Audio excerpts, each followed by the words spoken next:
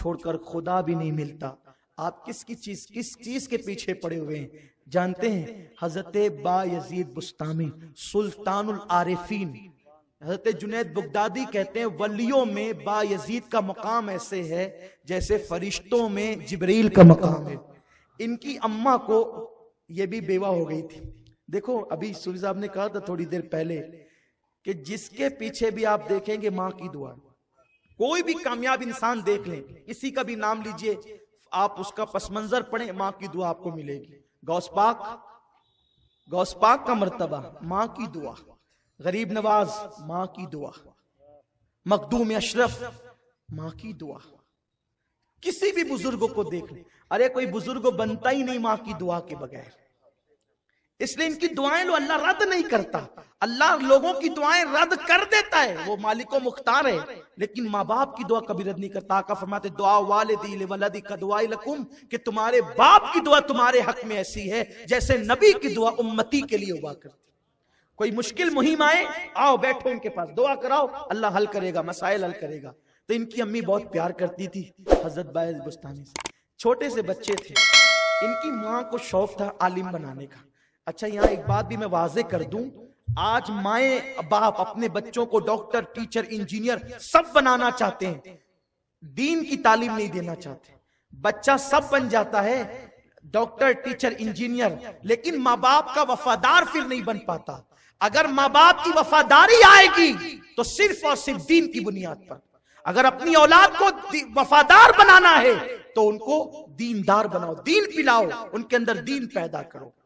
ماں نے چھوٹے سے بچے کو لیا، اس زمانے کے عالم کے پاس گئی، کہا حضرت میں جانتی ہوں آپ ولی ہیں، میں نے استخارہ کیا ہے کہ میں اپنے بچے کو آپ کے پاس پڑھاؤں. آپ ولی ہیں، میرے بچے کو عالم بھی بنائیں اور ولی بھی بنائیں، اور جب تک یہ ولی نہ بن جائے آپ اس کو چھٹی نہیں دینا. عالم اور ولی جب تک نہ بن جائے چھٹی نہ دینا. آج کل تو مائیں استاد سے لڑنے چلی جاتی ہے، وہ کیسی ماں تھی چھٹی نہیں دینا. کچھ دن ہوئے یہ تکیہ رکھ کر کے منہ چھپا کر کے روتے تھے حضرت با یزید. ایک دن استاد سے کہا استاد ماں کی بہت یاد آ رہی، میری امی کی زیارت کے لیے جاؤں؟ استاد نے سوچا نہ کہتا ہوں بچے کا دل ٹوٹے گا، ہاں کہتا ہوں تو اس کی ماں سے جو میں نے وعدہ کیا خلاف ہوگا. تو کیا کیا استاد نے؟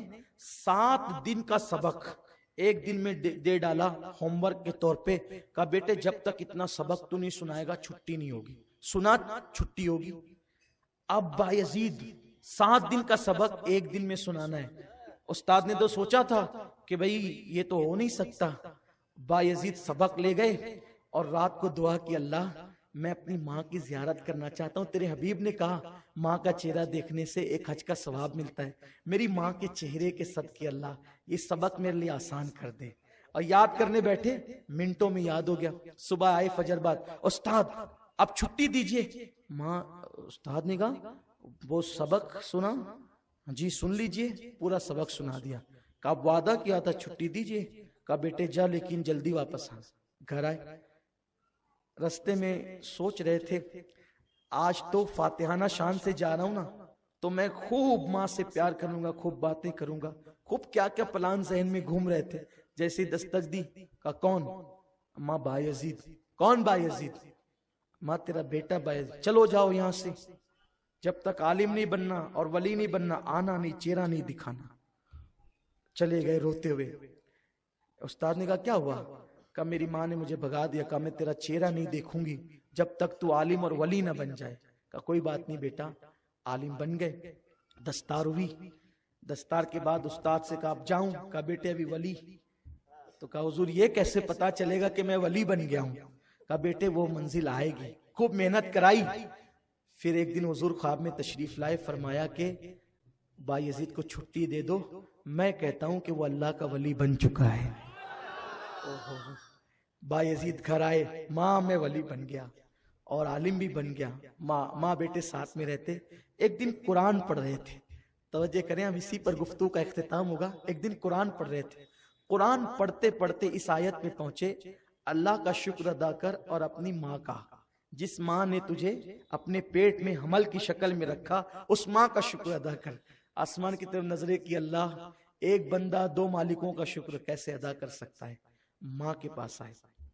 ماں سے کہا ماں ولایت میں 28 منزلیں، یہ سب اللہ والے صوفیاء کرام جانتے ہیں، ہم لوگ تو نیرے کتاب پڑھنے پڑھانے والے ایسے کم پڑھے لکھے لوگ ہیں، تو لیکن بہرحال کتابوں میں لکھا ہے تو بیان کر رہے ہیں۔ ولایت کی 28 منزلیں ہے، تو بہت سی منزلیں لیکن بتائیے 28 جاتی ہے، جو ولی بنتے ہیں ان کو پتا چلتا ہے کہاں سے کہاں پہنچتے ہیں۔ ایک منزل ہے ولایت کی مقام حضوری۔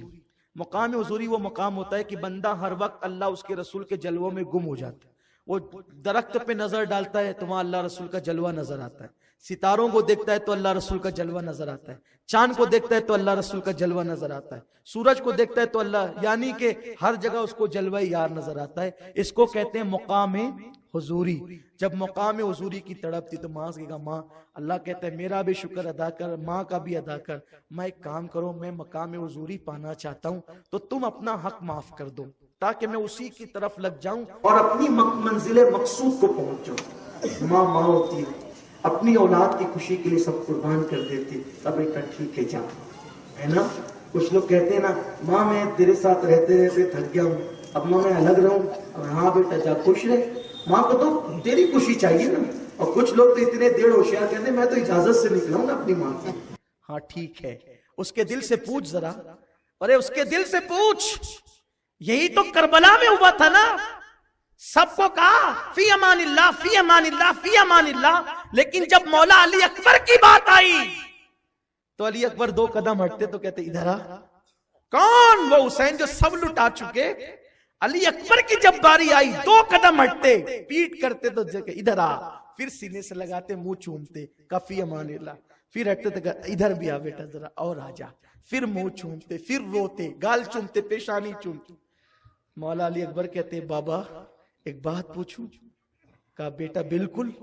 بابا آپ نے قاسم کو بھیجا، ایسا تو نہیں کیا؟ چچا عباس کو بھیجا، ایسا تو نہیں کیا؟ چچا عمر ابن علی کو بھیجا، ایسا تو نہیں کیا؟ عثمان ابن علی کو بھیجا، ایسا تو نہیں کیا؟ چچا آپ بابا آپ محمد کو بھیجا، ایسا تو نہیں کیا؟ بابا جان آپ 2 قدم ہٹتا ہوں، پھر بلاتے، سینے سے لگاتے، چومتے، پھر جانے نہیں دیتے۔ بابا شہادت کے لیے آخر اتنی رکاوٹیں کیوں ہیں، اتنی تاخیر کیوں ہے؟ بابا جانے دینا۔ اس وقت تو مولا حسین نے کہا تھا بیٹے اب ذرا آخری بار سینے سے لگ جا، اور سینے سے لگا کے کہا تھا علی اکبر اس درد کا احساس تجھے اس وقت ہوتا جب تیرے جیسا کوئی تیرا خوبصورت بیٹا ہوتا جو ہم شبیہ رسول ہوتا اور وہ ٹکڑے ٹکڑے ہونے کو جاتا، تو تب تجھے پتا چلتا کہ دور کرنا کسے کہتے ہیں۔ آپ کہتے ہیں میں ماں باپ سے پوچھ کر کے نکلا ہوں، انہیں چھوڑ کر کے، میں سسرال میں مقیم ہوا ہوں ماں کی اجازت سے، میں ماں کو عید ملنے بھی نہیں جاتا کیونکہ ماں نے کہا بیٹا جا تجھے اجازت ہے۔ ارے پوچھ اس ماں کے دل سے، اس نے اجازت تو دی ہے لیکن اس کے دل پہ کیا گزرتی ہے؟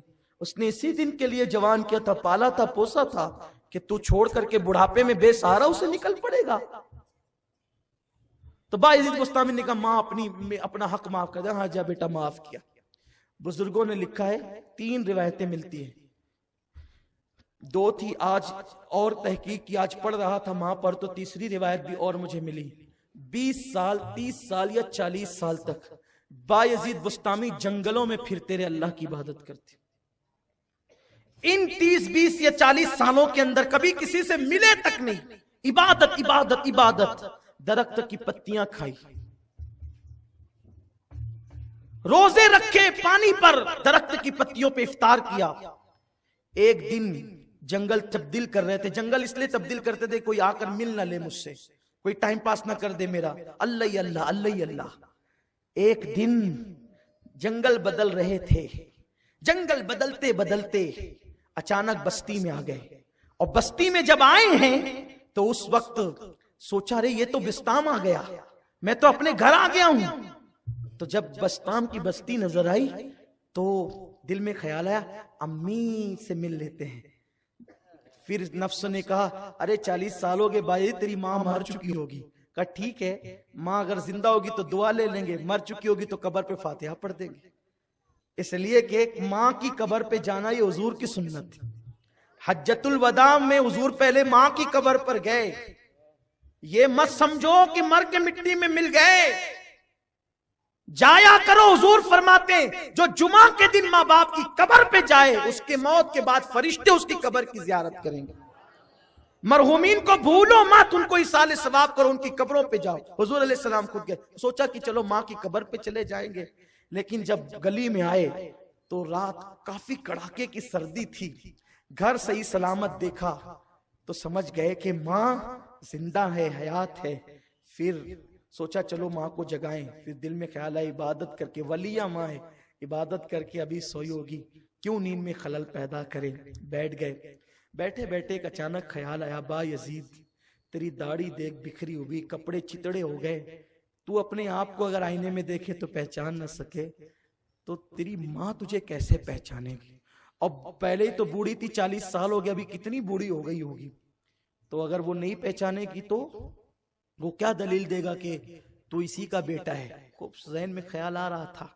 جیسے ہی وضو کی آواز پانی گرنے کی آئی اور چلنے پھرنے کی آئی تو با یزید خوش ہو گیا، امی میری بیدار ہو گئی تہجد کے لیے۔ کیا وہ مائیں تھی؟ اللہ اللہ، تہجد جن کی فوت نہیں ہوتی تھی، تہجد کے لیے میری ماں بیدار ہو گئی۔